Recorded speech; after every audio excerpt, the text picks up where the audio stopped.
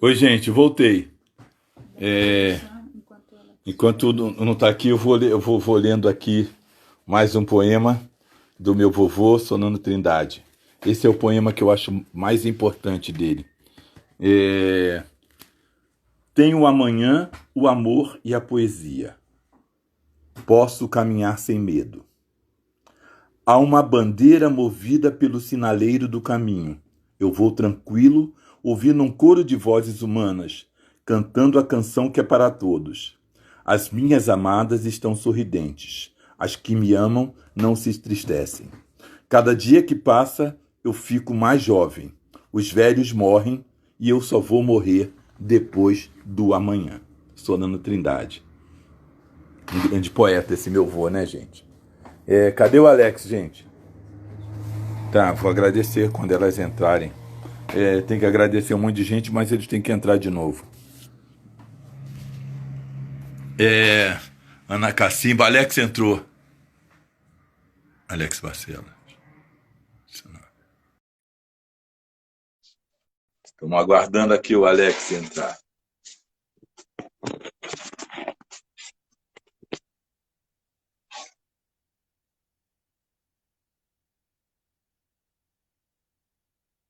Uou! Oi, Alex. Então, Alex, deixa eu só fazer uns agradecimentos aqui para desenvolver a palavra, tá? Ó, eu tenho que agradecer a Bianca Pessoa, a Ellen Rio Branco, a Lindaura, o Beto Bianchi, a Rosa Flor, a Érica Reis, o Agnaldo Cancelo, o Ramon Gui, e a pedir a benção da minha irmã Luana, né? E a Giovânia. Salve Vini Polari. Salve. Alex, vamos esperar um pouquinho para o pessoal voltar, né? E depois a gente dá sequência. Pode. O Vini é um grande parceiro aí, a todos os outros que passaram, entraram, saíram, pra gente retomar. O Vini é um grande parceiro nosso, Mônica aí, Thiago que tava, Dico. Que bom que a live rendeu tanto, mas foi uma aula.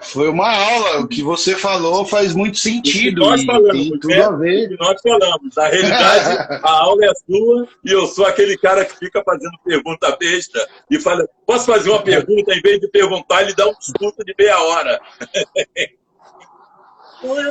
Imagina. Eu quero que tenha mais perguntas assim, que eu possa ter uma aula na pergunta. Alex, eu queria... Oi. Eu, na verdade, eu no processo, mas eu acho muito novo Brasil, nova vida, a gente falar do que foi a construção e o impacto. A moeda foi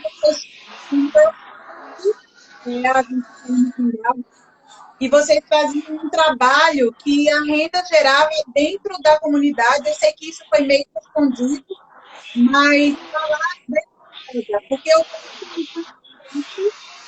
e as pessoas aqui envolvidas vivem da arte, mas as pessoas da cidade não são muito. Então, essa economia não tem dentro. Ela para fora. Então, eu falar um pouquinho sobre isso. Ok. Se eu não lembrar de tudo, você reforça na pergunta aí de novo. Tá bom. Eu ia voltar só um pouquinho, já que voltou a galera e a gente teve uma aula aí na outra live. E Jaque, fica aí que nós começamos uma nova, porque é muito assunto aqui. E muito do que o Vitor disse passa sobre todo esse plano que está elaborado de poder. E as pessoas que estão hoje no poder fazem parte desse plano e ainda mais colocam as falas agora para fora, né? O Sérgio Vaz fala muito que as máscaras agora caíram, né? Tipo, caíram. Que essa galera ganhou força para poder ir na rua e falar o que pensa, né? Então, assim, eu acho que na aula que você deu anteriormente, devemos entender a história, como eu disse, para compreender o presente, para mudar o futuro, né? Então, Somos um país muito racista, sim, sim, somos mesmo. As pessoas têm que entender essa dimensão de toda essa construção histórica de sociedade que foi feita para estarmos aonde estamos hoje. Tentando massacrar, matar, assassinar, violentar, não trazer uma perspectiva para toda essa população preta, pobre, periférica. É isso, tá dado. E a estrutura pilar de tudo isso é a economia. Ela é o pilar, porque ela envolve todas as esferas da estrutura de sociedade, econômica e todas as demais. Então, quando você falava lá atrás, eu até fiquei com isso muito na cabeça, né? Tipo assim, os ônibus estão lotados. Os ônibus não precisariam estar lotados se a gente desenvolvesse os territórios. O trabalhador perde 4 horas da sua vida ou 3 horas da sua vida só no transporte público. Então ele sai da sua residência num horário onde ele não tem mais a garantia trabalhista, né? Devemos deixar bem claro que após a reforma trabalhista você não tem nenhuma garantia na ida até o trabalho ou na volta do trabalho. Estão perdidas essas garantias, né? E as pessoas têm um trâmite de 3 horas a 4 horas para ir trabalhar dentro do trânsito, do ônibus lotado, do deslocamento, porque muitas das vezes mora na periferia e trabalha no centro, ou em outros extremos, né? Está na sul, mas trabalha na leste. E tantos outros territórios que existem, até interior ou litoral, né? Mais longe ainda.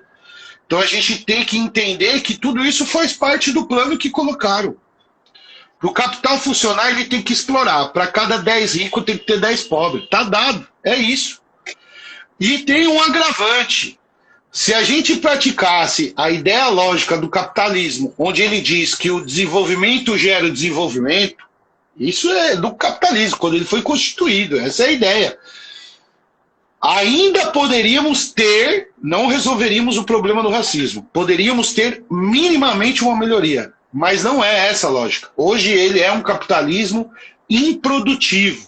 Eu falo isso muito porque a gente tem referência do professor Ladislau Dalbar, que fala e aponta muito sobre isso, que o Brasil é um país de rentistas, onde as pessoas estão guardando dinheiro. O dinheiro não é colocado para distribuição, para rodar, para fazer o desenvolvimento. Esse dinheiro é guardado nas grandes bolsas de valores, esse dinheiro é guardado nos paraísos fiscais. Essa galera que atinge um patamar de R$1 milhão financeiramente nesse país aqui, são as pessoas do privilégio. Primeiro, pelo plano que foi dado para elas ter esse acesso, historicamente pelas suas famílias, né? Então, as famílias escravocratas lá atrás, traficantes e tudo mais de pior. E aí você tem uma história bonita que é construída para essas pessoas de poder, né? Então você pega, São Paulo é um estado e uma cidade, principalmente São Paulo capital, que constrói essas narrativas bonitas, né? Quantos monumentos históricos nós temos de racistas e nomes de ruas, bairros, praças e pontes dentro de São Paulo?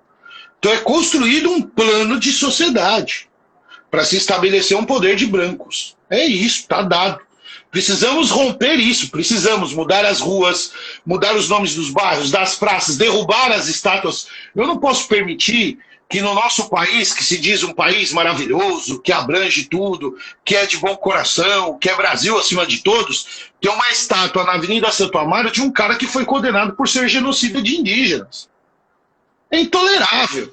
Eu tenho uma imagem do Borba Gato. É intolerável. Isso não deveria ser permitido. E aí, por aí vai, né? Você vai para o Bandeirante, você vai para... tantos outros que a gente tem espalhado em São Paulo, né? Então, tudo isso para dizer o quê? Lá atrás, não foi dado acesso nenhum, né? Então, quando a gente falou do 14 de maio, não foi dado garantia mínima de sobrevivência, não foi dado terra, não foi dado carteira de trabalho, não foi dado nada, não foi dado nada, foi tirado. Então existe um processo de sobrevivência. Só vou te interromper um minuto. A questão não é que não foi dado, a questão é que foi impedido. Houve um impedimento. Até o século XX, até bem depois, nós éramos proibidos de ser educados, era proibido o acesso à educação à população negra, nós éramos proibidos de ter acesso à propriedade. Então, a questão não é só você não ter recebido uma indenização pelo fim da escravatura. É o fato de você estar proibido de entrar num dos empregos, que nós estávamos entrando na era industrial, então nós éramos proibidos de participar desse lugar local de trabalho, que eram as fábricas, nós éramos proibidos de ter propriedade e éramos proibidos de ter acesso à educação. Então era comum que nós fôssemos analfabetos e, ao mesmo tempo, foi criado a lei da vadiagem, que também nos impedia de andar livremente pelas ruas. Então a gente não podia nem ter um mercado independente. Então não é só a questão de que nós fomos, que nós não fomos ressarcidos, mas nós fomos impedidos de progredir claramente através de leis organizadas, né? Era isso que eu queria falar.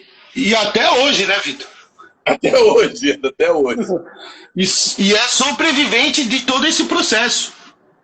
E se construiu como sociedade e desenvolveu tecnologias nas margens periféricas e construiu em terrenos, ocupou terrenos e construiu comunidades e levou água e ajudou a construir a casa do vizinho e captou a água dali, divide a comida, sobreviveu criando tecnologia, porque hoje nos livros da universidade é ensinado sobre a periferia. Então quando a gente fala que a periferia é o centro, é exatamente por isso. A periferia é o que faz esse país se erguer, andar. Nós somos a classe trabalhadora. A maior parte da classe trabalhadora e de quem trabalha é a sociedade periférica. A gente mantém esse sistema capital sobrevivendo, seja comprando nos shopping centers, nas grandes lojas de fast food, nas grandes redes de supermercado. Esse sistema é dependente da população, do povo. Sim. Quando eles mandam voltar agora, nessa pandemia, é isso. É onde você percebe esse problema. É um problema estrutural de sociedade. Está errado. Está condenado. Não vai dar certo. Olha só os casos dos Estados Unidos e Inglaterra. Por que morre? Quem mais morre? É igual aqui. Por isso que você tem esse aumento. Então, quando você falou do transporte público lotado, não era para ter, porque era para a gente ter o desenvolvimento local.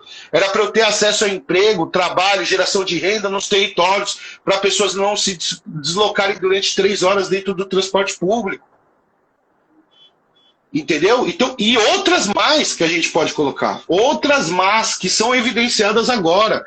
Quando você fala da gente estar entregando as cestas básicas, a gente já sabe que desde 2018... até um pouquinho antes, desde 2016, a gente já tem um agravamento do desemprego, que hoje eles colocam um apelido bonito do emprego informal, né?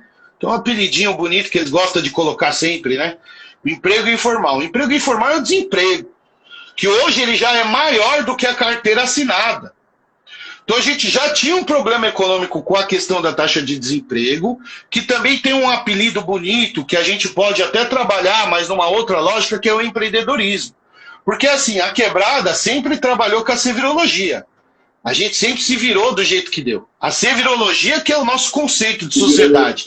Somos formados em... pra caramba. É isso. Somos formados em ruologia, especializados em sevirologia e pós-doutorado em ciências periféricas. E quem quiser, engole seco. Eu estava pensando agora aqui, né, cara, coisas que vêm na cabeça da gente, né? Eu estou pensando que o maior arquiteto do Brasil conhecido seria Oscar Niemeyer, né, que construiu Brasília. Mas ninguém perguntou quem foi que arquitetou a favela, cara. Que a favela sobe, né, e todo mundo consegue se movimentar, e aqueles espaços enormes que tem em Brasília, né, que qualquer pista de rua pode pousar um avião, e eu quero ver pousar um helicóptero na favela, né? Não consegue passar nenhuma bicicleta, e os caras constroem cada vez fora mais gente, cada vez tem possibilidade, e o povo continua construindo, e ninguém pergunta ao engenheiro, ninguém pergunta ao arquiteto. Quem resolve ali é o mestre de obra, amigo, vizinho, primo, que entra com o menino que está de bobeira e pode ajudar ali a fazer. Então, eu acho que isso que você está falando, da civilologia, né? essa coisa de construir, sob quaisquer circunstâncias, que é da periferia do Brasil, essa questão de comer em qualquer circunstância, essa questão de se educar, né? Então a gente sabe que um menino de periferia, se ele for numa casa chique, ele vai nessa casa e ele não vai ser um menino que vai botar olho na comida do camarada. Ele não vai ser um menino que vai botar olho nas joias da mulher. Só se ele for ladrão, e aí tá certo, né? Mas quando não é ladrão, o camarada é educado pelo mundo a respeitar o alheio, né? Não aceita a comida de qualquer pessoa, que você não sabe quanto tem de comida. A pessoa dele só está te oferecendo por educação, né? Então, aí a gente tem que reaprender, agora que eu sou adulto, quando a gente vai nos lugares e assim, não, aqui eu posso aceitar, aqui eu não posso aceitar, aqui eu posso dizer que aceito, mas fazer uma onda, mas ter esse diálogo, né, da educação familiar, da educação que está dentro do candomblé, da educação da capoeira, da educação das escolas de samba, né? Ninguém pega a mão do instrumento da mão do outro, né? Luiz Bastos está aí para me confirmar. Ninguém vai pegar o instrumento da mão do outro sem perguntar, entendeu? Ninguém vai ter o instrumento está parado ali, ninguém vai pegar sem estar sentindo da família, se não estiver na roda. Ninguém vai entrar na roda da Praça da República se não pedir licença para o mestre, entendeu? Ninguém, então, existe toda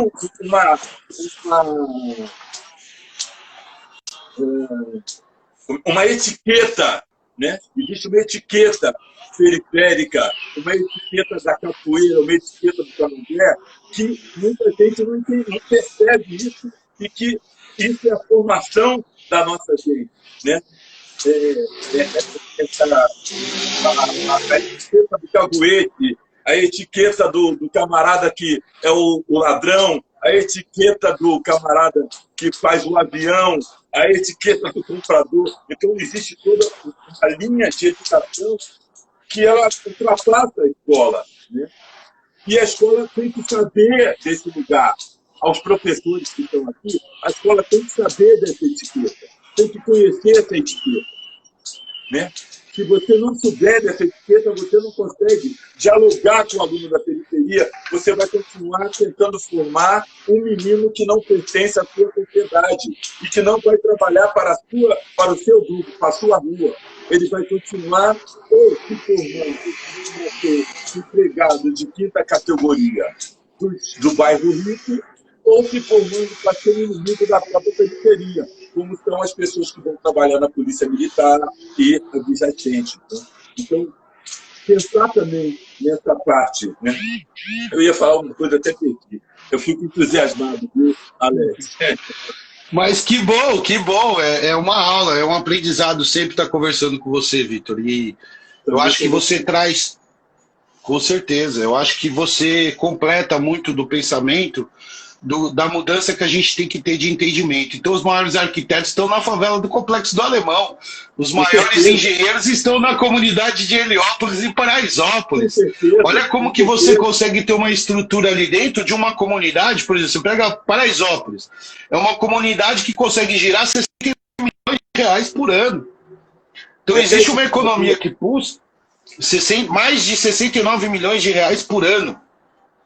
Então você tem uma economia que pulsa através de uma estrutura que é construída e consolidada pela população, onde o poder público não entra. Não entra e não tem interesse, e não entende, o que é pior. Não entra no interesse e não entende, não consegue compreender o caminho que essas pessoas querem.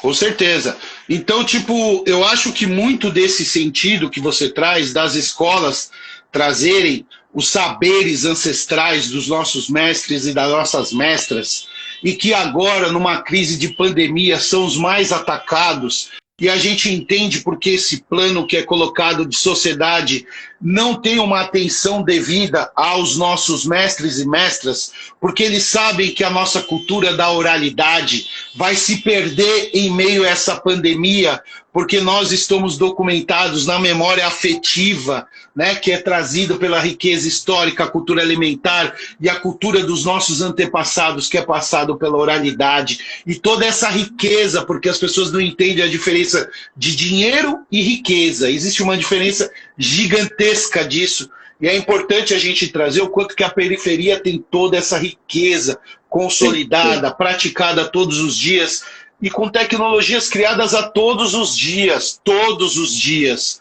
Todos os dias. Hoje, eu li um texto muito bom também do Tony Marlow, falando que muitas das vezes a grande mídia, os jornais, as TVs, os telejornais, em geral, a comunicação que está dada e que nunca representou a gente, muitas das vezes coloca o periférico como personagem e não como protagonista ou especialista.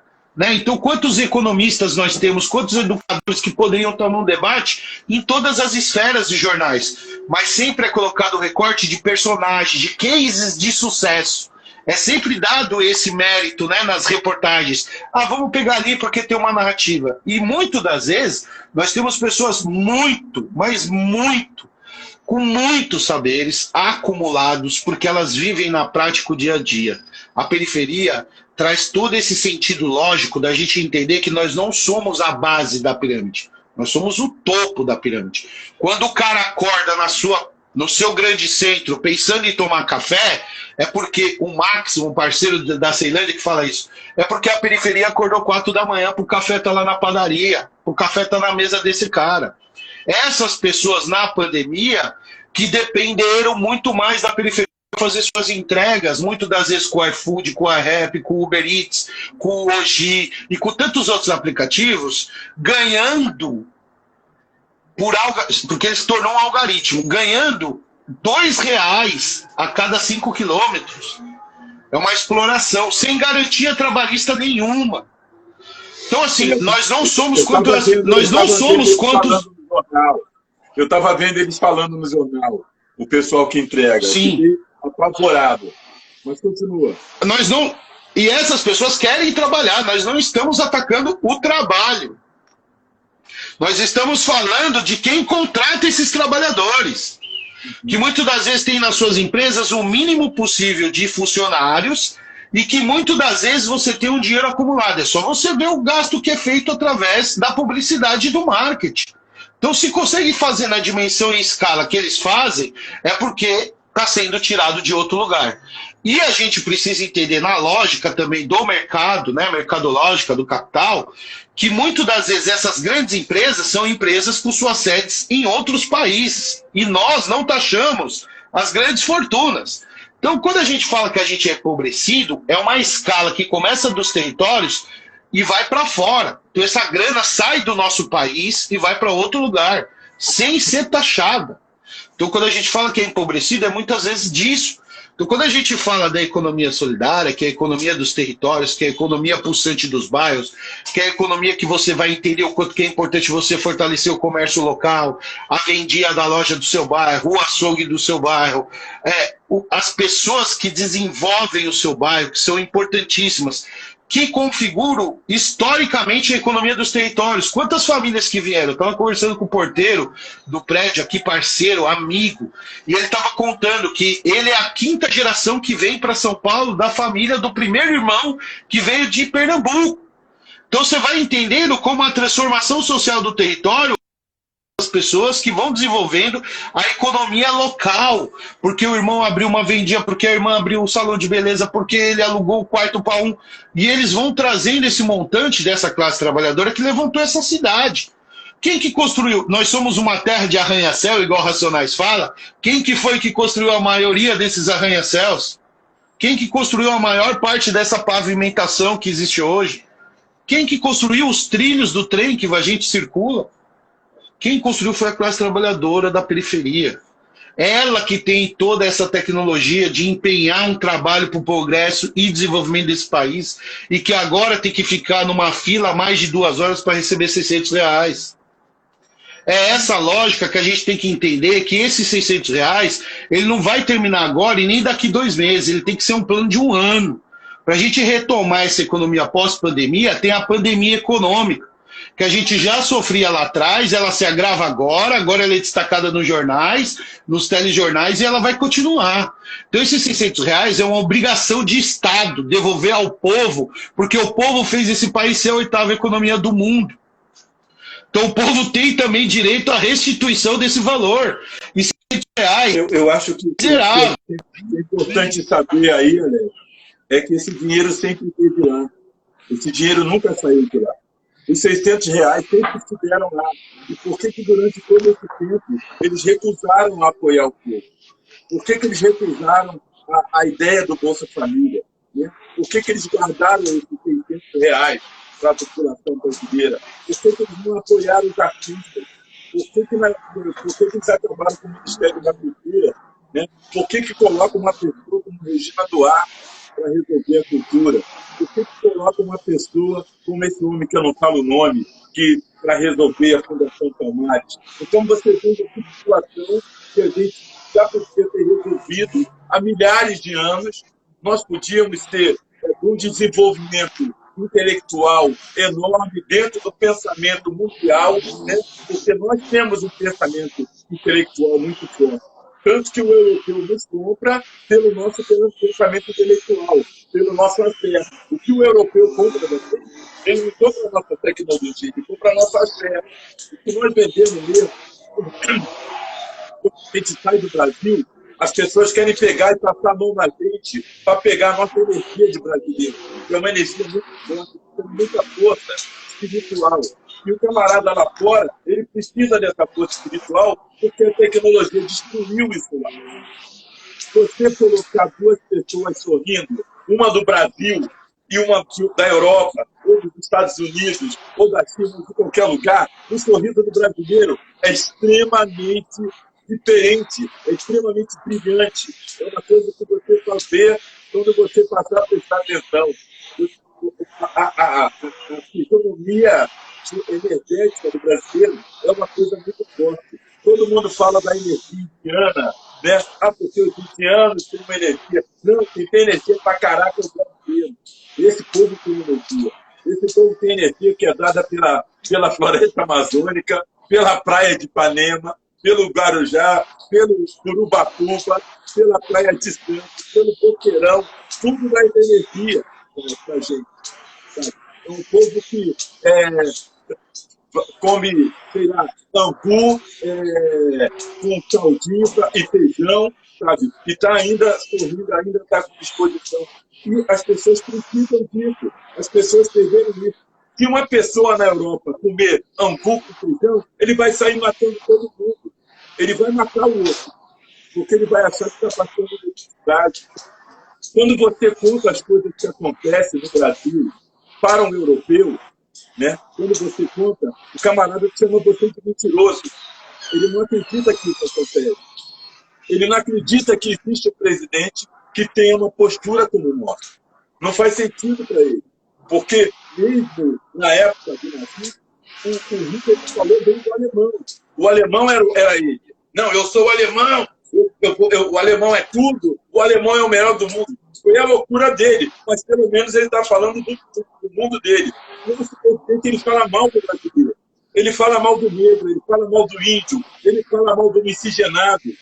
Sabe? Ele diz que nós não somos gente, ele diz que nós não merecemos, ele diz que nós não merecemos assumir a faculdade, ele diz que nós não merecemos comer, ele diz que nós não merecemos viver. Isso é muito grave.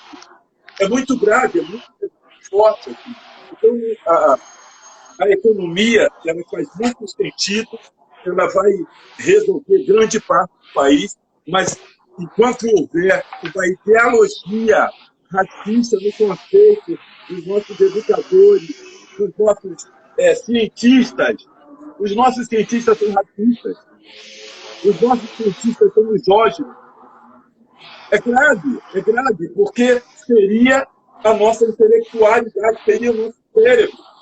E essas pessoas, eles vão trazendo um aprendizado que eles acham que é certo, que veio da Europa, né? Eles estão citando ainda os gregos, eles estão citando os filósofos alemães, eles estão falando da música centro-europeia, eles estão falando da moda, do conceito de beleza, tudo não somos nós. Não somos nós. A gente não se parece com nada.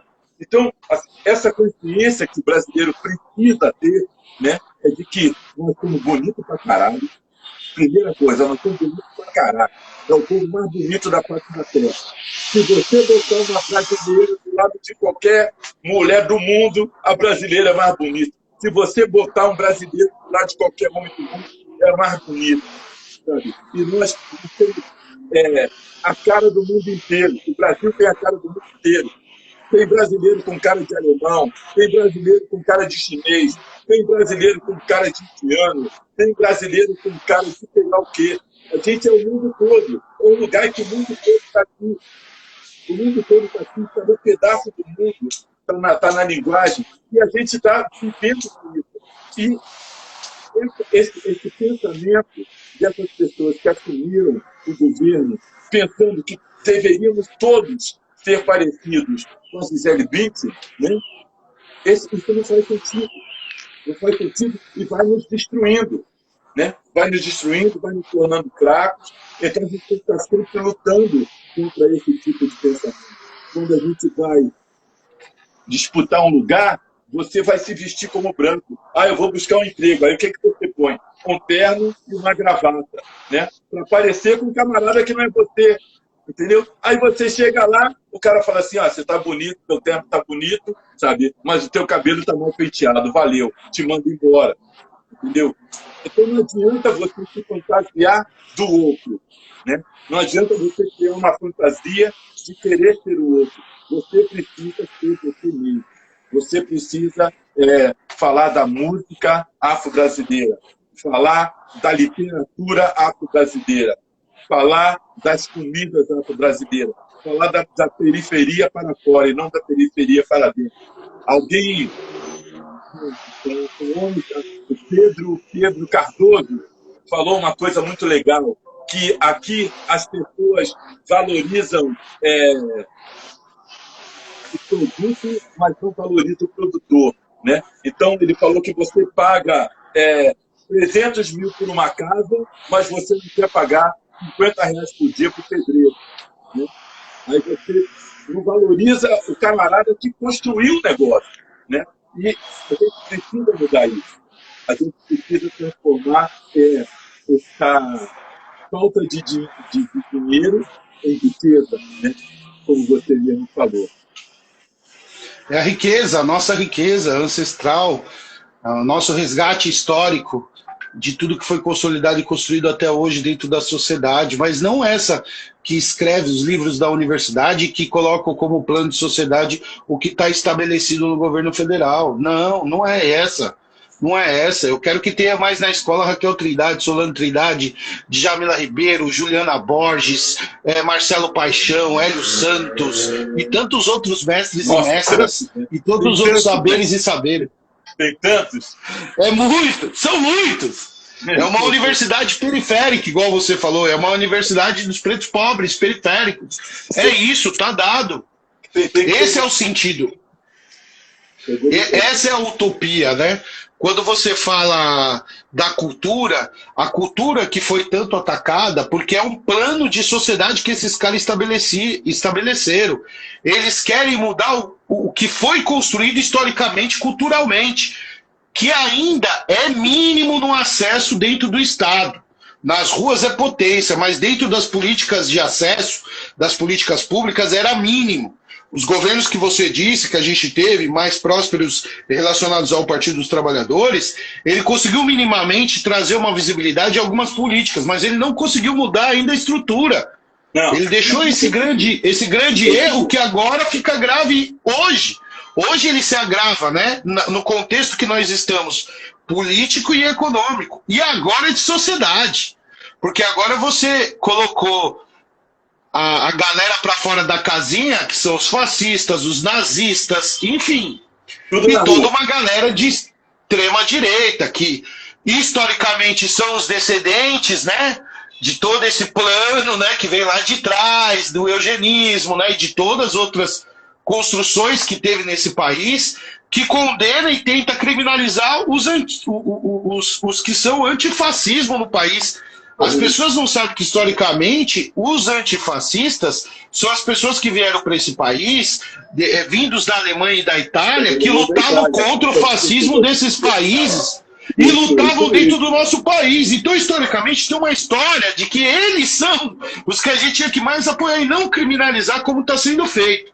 E está sendo feito também uma desinformação à sociedade desde 2018. Isso é dado na própria eleição, né? Se a gente conseguir ter o prolongamento aí da questão das fake news, a gente vai notar muito que a internet está ocupando um espaço, por isso que eles vendem para a gente o EAD a todo momento, que a quebrada vai conseguir fazer a prova do Enem pela internet.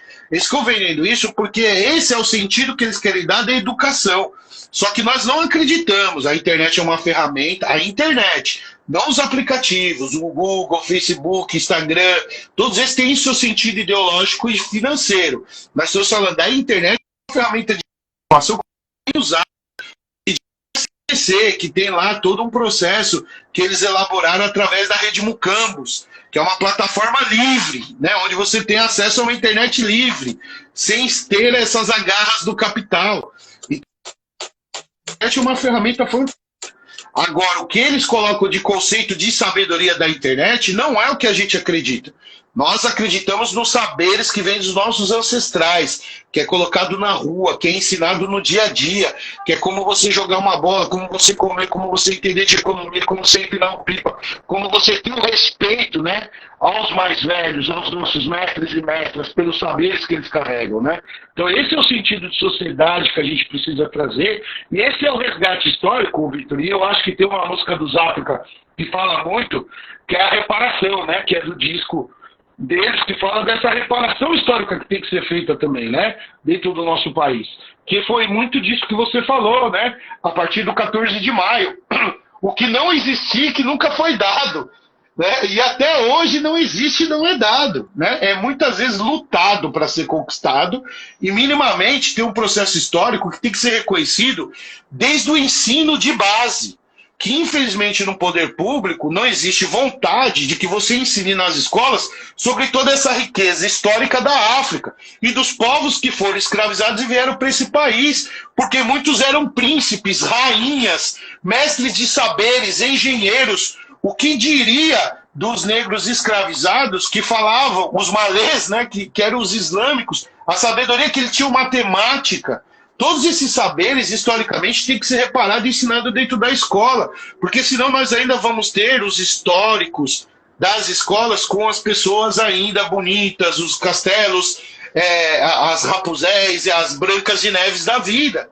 Então tem um processo histórico da educação que a gente tem que pensar, por isso que é educado agora para você colocar um reitor, é colocado todo esse repreendimento aos alunos, aos secundaristas, à Uni, às universidades, porque é um plano, isso é um plano histórico de sociedade que eles consolidam da supremacia branca, do poder e hegemonia econômica.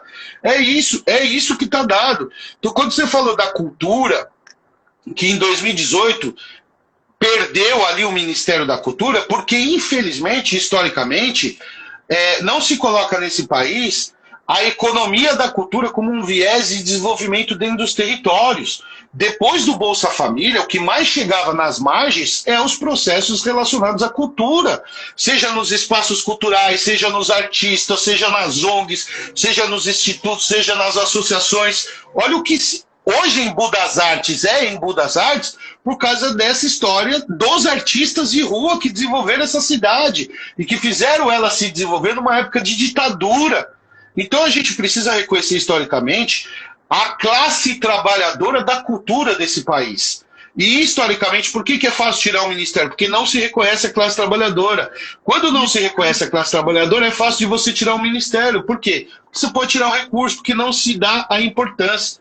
E hoje a gente percebe a importância gigante que tem a classe trabalhadora da cultura, porque hoje quem que está entregando a cesta básica para o nosso povo? Quem que está entregando a máscara, o gel, o marmitex? Quem que está dando suporte psicológico? Quem está cuidando da saúde mental? Quem está cuidando da rede afetiva? São os coletivos culturais, são os espaços culturais, são os artistas, que foram atacados desde 2018 e que vem sofrendo para ter acesso a R$600 do auxílio emergencial e que está lutando para ter aprovação assinada da lei Aldir Blanc, que foi agora votada no Congresso no Senado e que está lá para ser homologada pelo presidente já faz uma semana. E não é homologada. E ali é uma garantia mínima de R$ 600 para chegar para espaços culturais e artistas desse país. Porque essas pessoas é que estão na ponta entregando cesta básica. A fome, Vitor.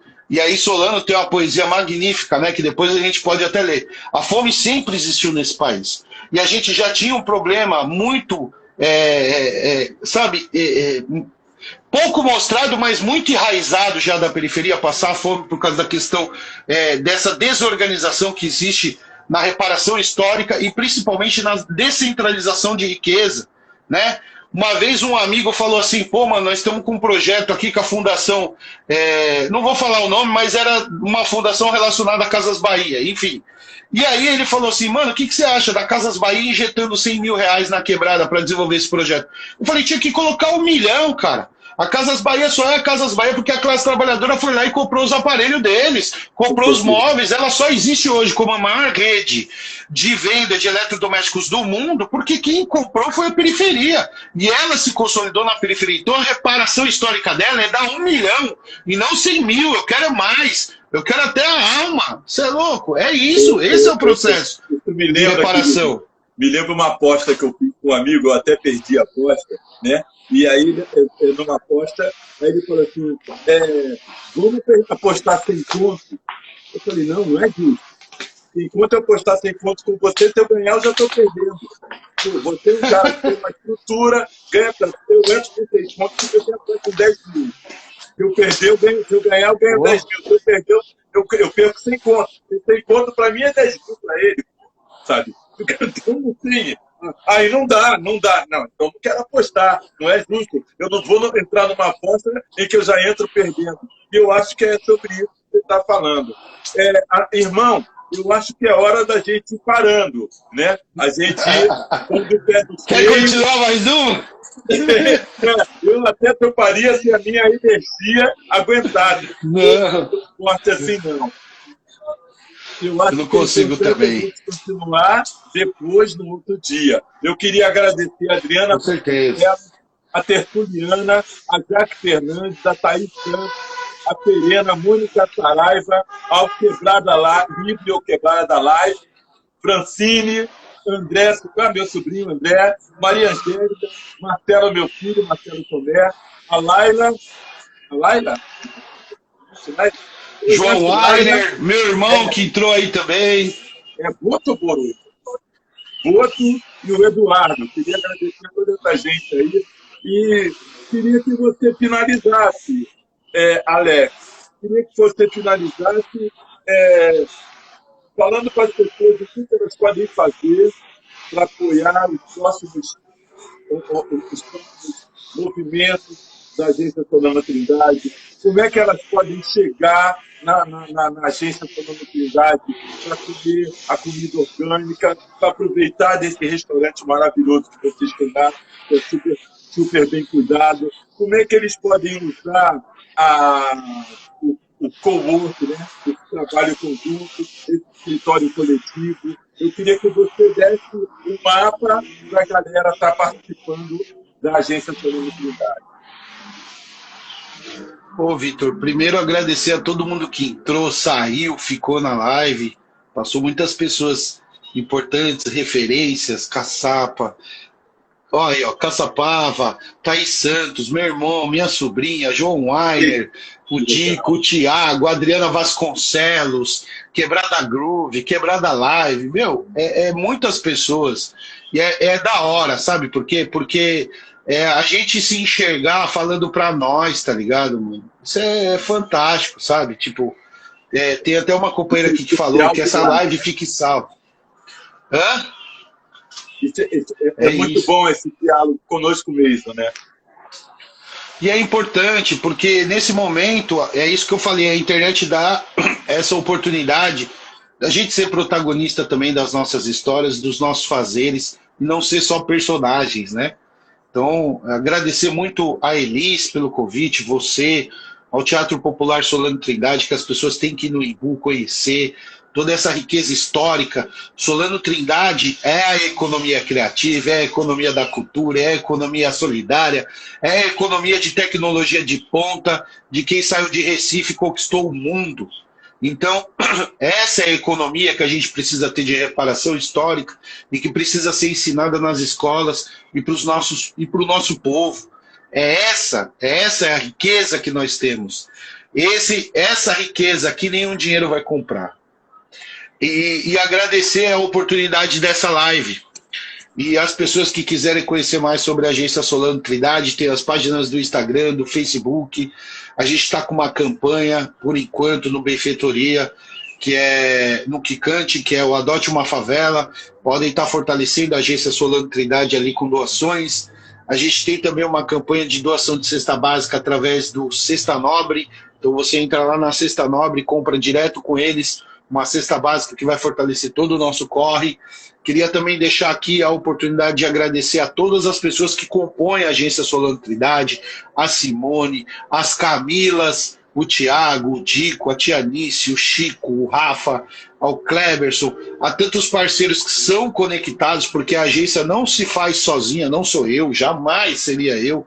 Então tem a Fernanda, tem a Flor, tem todo um leque. A agência é um guarda-chuva de muitas pessoas, e a existência dessas pessoas é o que faz a Agência Solano ser o que ela é hoje, e estar aqui numa live é muito grato por a existência dessas pessoas que fazem com que eu consiga chegar aqui, falar um pouco delas, falar um pouco dos nossos trabalhos. A gente tem uma casa de 450 metros quadrados do lado do Terminal Campo Limpo, pertinho. Passando essa pandemia, ficam todos convidados para ir lá conhecer. É muito importante porque esse espaço a gente tem um ponto de venda de orgânico, que é Organicamente. A gente tem a cozinha da Tianice, que é Organicamente Rangô. É um espaço também de atividades culturais, tem um restaurante magnífico, é uma casa de muita luta e resistência, né? A gente entender que a gente também está ali na resistência. Agradecer a todas as pessoas que ajudaram a agência nesse momento. A gente conseguiu, Vitor, rapidinho só para te falar, entregar, até agora está sistematizado 7 mil cestas básicas, conseguindo atender quase que... E dessas 7 mil cestas básicas... Aê! Uau. Dessas cestas básicas, a gente conseguiu, se você pegar em cada lar um mínimo de 4 pessoas, então você coloca aí numa escala, né, mais de 35 mil pessoas atendidas. A gente entregou mais de 22 mil pares de Havaiana, mais de 10 mil pinho-sol, mais de 10 mil sabonetes, mais de 10 mil leitinho. Enfim, a gente consegue, através disso, também receber doações via agência. Você pode entrar no inbox, doar, me chamar o Vitor, chamar qualquer um dessa rede grande e fazer essas doações. Entregamos já máscara, entregamos álcool em gel, entregamos livros, né? Foi uma campanha agora que a gente fez de cesta básica com entrega de livros. Vai ter outros livros, né? Então a política pública que não consegue entregar uma cesta básica, a gente entrega a cesta básica e entrega um livro, né, de escritores negros e negras. É importante a gente falar, né, também disso. Então as pessoas podem fazer doação e a gente está com uma campanha de entrega de marmitex. Então são 2.000 marmitex que vão ser entregues até o dia 20. Já é a terceira etapa que a gente está fazendo de entrega em periferias. A gente entrega em comunidades onde cada família recebe até 2 marmitex no horário do almoço, feito com todo aquele carinho da Tianice que você conhece, Vitor. Então essa é a Agência Solano Trindade, que só existe graças a essa família Solano Trindade e graças à existência magnífica de Solano Trindade, que todos que não conhecem vão buscar na fonte. É necessário conhecer quem é Solano Trindade. Forma de arte. Exato. O Marcelo lembrou aqui de falar a poesia. Você quer falar a poesia aí? Mais uma de Solano? Eu quero falar uma, eu sei qual que você vai falar. Eu quero falar uma poesia minha. Eu quero falar uma poesia que eu fiz porque eu ouvi essa frase de uma menina num sarau, não sei aonde, e é uma menina do Rio de Janeiro, e eu fiz essa poesia para ela. E essa poesia... Pô, que massa! Para vocês. Essa poesia aqui chama Periferia. Periferia para o meu povo é o centro, é a praia do Leblon. A poeta já dizia, estou de acordo e aperta a mão.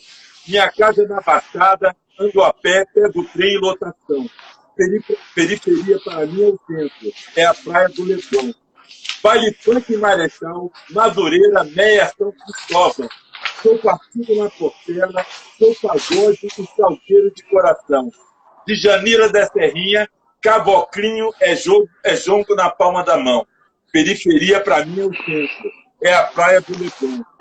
Sou Quilombo, sou Candeia, Clementina, Aniceto, Paulinho e João. Sou menino da Mangueira, lá na estação primeira, é minha última estação.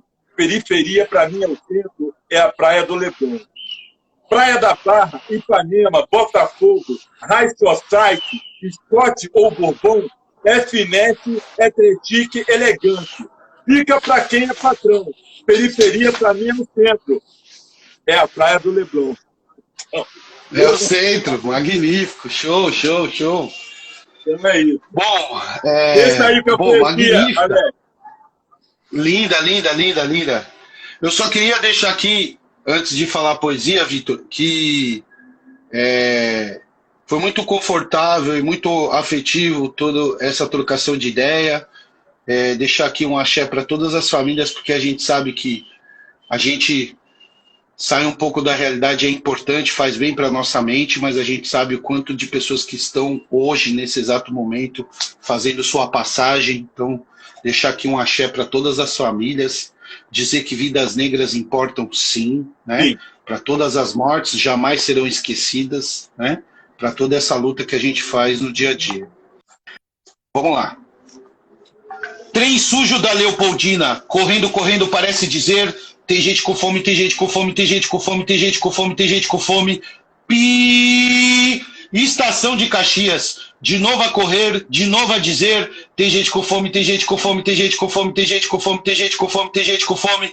Vigário Geral, Lucas, Cordovil, Brás de Pina, Penha Circular, Estação da Penha, Olaria, Ramos, Bom Sucesso, Carlos Chagas, Triagem, Mauá, Trem sujo da Leopoldina, correndo, parece dizer: tem gente com fome, tem gente com fome, tem gente com fome, tem gente com fome, tem gente com fome. Tantas caras tristes, querendo chegar em algum destino, em algum lugar.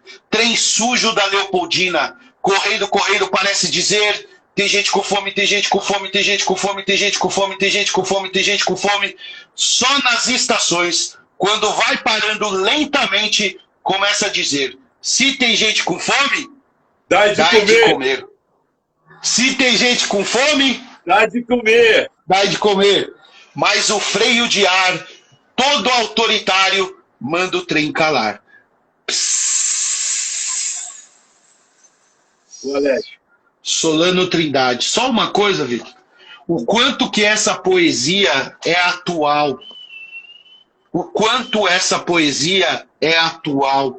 E o quanto que as pessoas têm que entender o contexto de quando foi feita essa poesia e o que aconteceu com o Solano Trindade por causa dessa poesia nesse país. Quando eu falo da reparação histórica e quando eu falo para pesquisar na fonte, é a gente entender que há anos a gente está na luta referente à estrutura racista de sociedade. Pode falar, companheiro. Então, irmão, eu só queria agradecer esse momento, né? Que é a primeira oportunidade de nossas famílias estarem falando juntas, né? Uma família do mesmo sobrenome, mas que tem muitos outros sobrenomes conectados a essas famílias, né? E tem muitos outros filhos, muitas outras mães, muitos outros pais, né? Muitas outras línguas falando junto conosco, né? Nesse lugar aqui pequenininho, né? Que é esse encontro. Eu queria muito agradecer a agência em si por tudo que nós temos construído, né? Nesse tempo que a gente tem convivido, nesse casamento, nessa parceria, nesse amor, né? Nós construímos muito, construímos livro, construímos disco, construímos festival, construímos movimentos, construímos discussões, construímos aprendizados, brigamos.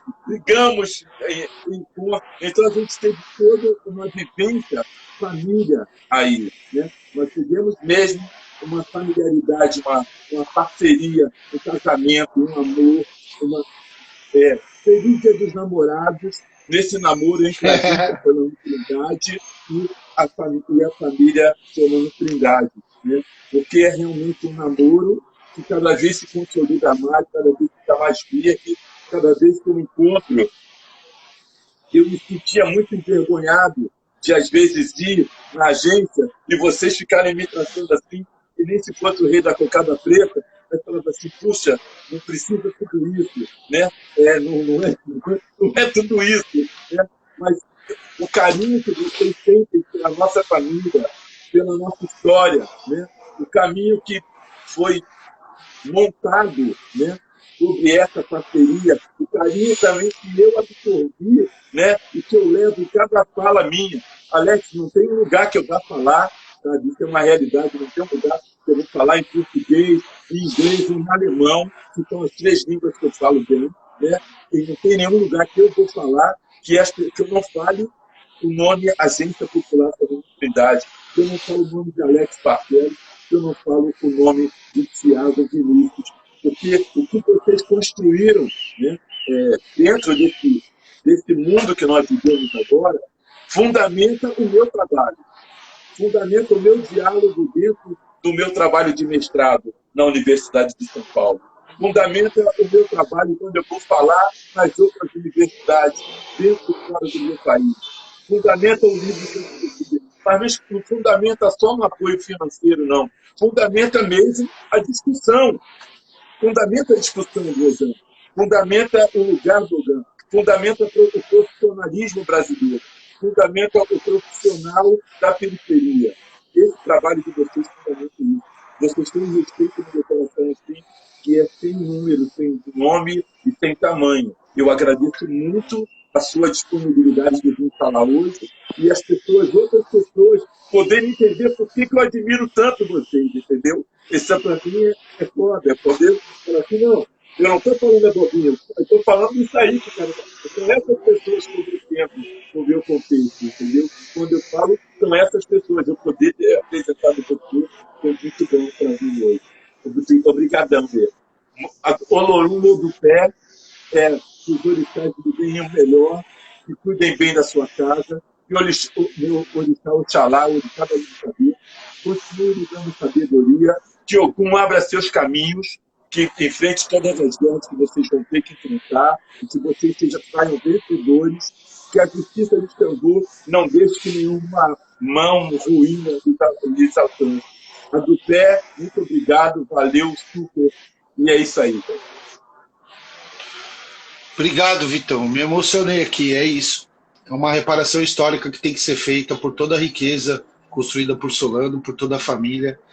Tamo junto. No fim e depois do fim. No fim e depois do fim. Estamos na continuidade. E viva o Ministério das Periferias. Eu insisto nisso. Eu apoio. Axé, obrigado. Obrigado. Irmão. Axé. Obrigado a todos. Obrigado, Elis. Obrigado a todo mundo. Agradecer aos dois. Lembrar que mês que vem tem mais trabalho, que é aniversário de Solano, e vamos fazer várias lives. Porque, para quem sabe, quem não sabe, o nosso teatro está precisando de reforços nas portas e a gente vai fazer várias campanhas. E a gente já sabe que tem a polícia como parceiro, mas as outras pessoas que estão assistindo a live é muito importante saber. E a gente continua ativo, a gente continua trabalhando, atualmente. A casa não pode cair, está caindo, mas não pode cair. E vem para Solano, vem para a oportunidade de deixar tudo cuidado. Eu queria falar mais uma coisa, Alex. É o último besteirinho. 2 minutinhos. Eu queria falar dessa mulher de ação que eu casei com ela. Eu casei com uma mulher de ação. Eu casei com uma herdeira da Nislinga direta, sabe? Essa Nislinga da batalha, ela é da luta mesmo. Ela é do confronto e ela é do agito. Ela está levantando mesmo a poeira do negócio aqui, sabe? Eu acho muito importante falar isso, para que todo mundo saiba quem é essa mulher. Né? Ela não é só linda pra caramba, não. Ela é uma mulher foda, sabe? É uma mulher porrada mesmo. Essa é a liberdade. Essa é mesmo. Essa é, maravilhosos. Vocês são exemplos, tá? Maravilhosos. Até tudo de bom, meu irmão. Felicidade. Um abraço pro Marcelo. Um beijo. Olímpia, minha filha, Aí, um beijo. Marcelão. Deus abençoe vocês. Paz, saúde. Axé. A todos.